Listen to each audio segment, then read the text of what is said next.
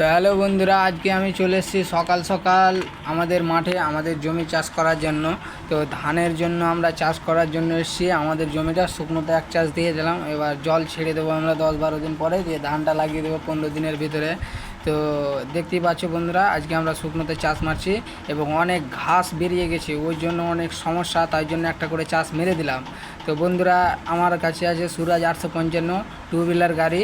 তো দেখতে পাচ্ছ বন্ধুরা, 3 নম্বর ক্যাপাসিটি দিয়েছে, সেখানে আমাকে 2 নম্বরে চাষ করতে হচ্ছে। 3 নম্বর ক্যাপাসিটিতে দিচ্ছি তো ঘাস কাটছে না, গাড়ি জোরে ভাগছে, আর 2 নম্বরে লাগাইতে গাড়ি স্লো ভাগছে।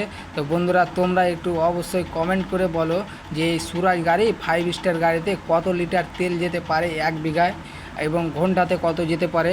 অত শীঘ্রই সবাই কমেন্ট করো, এবং কাদের কাদের দিকে জমির এবং চাষের রেট বেড়েছে একটু অবশ্যই সবাই কমেন্ট করে জানাবেন, এবং কাদের ওইদিকে আপনাদের ওই সাইডে কারো কি পেট্রোল পাম্পে তেলের রেট কত আছে এটাও জানাবেন। সবাইকে পেজটি ফলো করে